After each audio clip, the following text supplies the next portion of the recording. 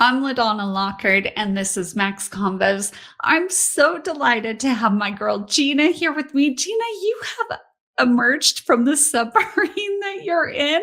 Really, you're at our workspace, which means you're limited to where you can go to have a quiet space. But I'm so happy to have you here. I had to have you on today because we're doing a free webinar on Thursday, and it's going to be us chatting back and forth about LO Comp. This is a free compliance webinar for people because we both are seeing how much LO Comp is on people's minds. And I want to know from your perspective, what is it that you're seeing that you feel like is the catalyst for why this is on everyone's minds right now? Thanks, LaDonna. I'm reporting from a prison cell here, it feels like. So I apologize for the visuals. It's not ideal, but I think one of the reasons we're talking about LO Comp is first to keep you out of any type of prison cell. I think that's going to be really important, keep you safe. But I do think it's on everybody's mind for a couple reasons. One, it's a confusing topic. There are so many little caveats, and there's so much going on right now. People have everything from trying to determine where they should put their license, and comp is a big factor of that. People are trying to do more with less. I mean, we're not getting comp the same way that we did back in, years ago. People are used to that, I think, at this point. But when they're looking at where to put their license, when they're looking at a lot of people moving into the broker space, we're seeing that continue to increase. And as that's increasing, you now have people that are moving from LO to owner and to managing teams. And how do they comp them? Their contracts are really important, and they have a lot of questions, a lot of concerns, and they want to stay compliant. They don't want to get into hot water. No, you're so right. I want to kind of in that same light, what is it right now that you feel like is the reason why so many people are wanting to branch out and maybe start up their own shop? What's kind of the catalyst behind that? I think it comes down to what's available right now, right? I mean, we are coming out of a season of big abundance. We went through this season of, not a lot of abundance and people kind of scraping through. And if you're still in the industry right now, you've made it, right? I mean, if you're still in the industry right now, you've done some things right. And so with that, I think people are looking at this and going, hey, I have made it to this point. I have navigated a tough season. Now, how do I leverage that?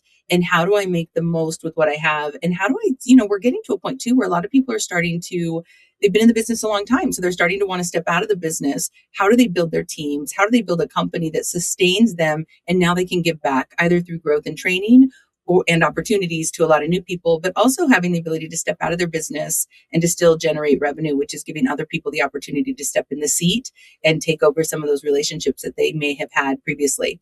It definitely feels that way.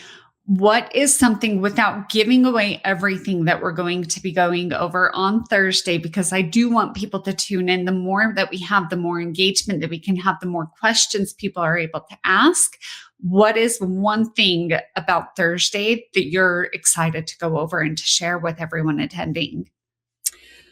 There's so many things. I'm going to be honest. I'm really excited because we have a couple things to talk about. We're going to be talking about borrow paid versus lender paid, going to correspondent and retail versus broker. We're going to have so many different topics. And one of the big ones is where we're finding people leaving a lot of money on the table.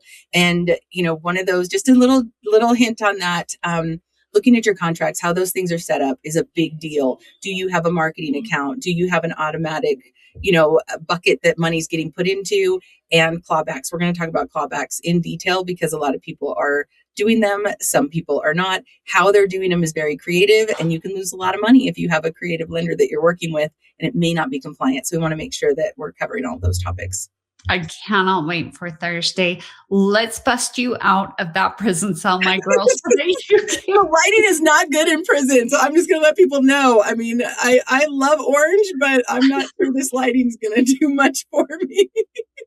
Let's keep people out of prison. Let's make sure that we're covering everything that we need to have these compliant comp plans. Let's get you out of there. And LaDonna, I will be in my own location for our webinar, so our lighting and background will be much better than this, I promise. It's going to be fantastic. I really am looking forward to it. This is the first of many of a compliance series that we're kicking off. It's the perfect topic to kick off on because it is so top of mind for so many people right now. And let's be honest, we want to help people keep as much money in their pocket as they possibly can. So come join us. We would love to have you. And again, Jeana, you are, as always, a delight. I'm so happy to have this time with you on Thursday. I cannot wait.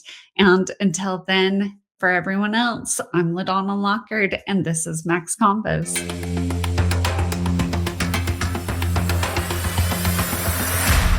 For more on this and all of today's top stories, go to nationalmortgageprofessional.com.